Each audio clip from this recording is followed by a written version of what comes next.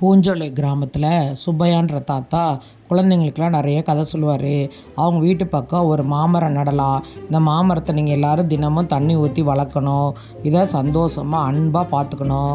எல்லோரும் இந்த மரத்தை நம்ம ஒரு மாம்பழத்தில் காய்க்கும் அப்படின்னு சொல்லி தாத்தா சொல்கிறாரு.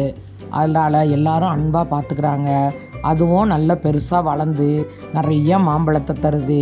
அந்த மாம்பழத்தை சாப்பிட்டோன்னே அவ்வளோ ஒரு சுவையாக இருக்குது. எல்லோரும் சண்டை போட்டவங்க கூட ஒத்துமையாக இருக்கிறாங்க. அந்த கிராமத்தில் எல்லோரும் சந்தோஷமாக இருக்காங்க. சண்டையே இல்லாமல் அந்த கிராமம் எல்லோரும் ஒத்துமையாக அந்த மாம்பழத்தை சாப்பிட்டு ஒத்துமையாக இருக்காங்க. மாமரத்தை நம்ம அன்பாக பார்த்துக்கிட்டதால மாமரமும் நமக்கு நல்ல சுவையான கனியை கொடுத்துச்சு.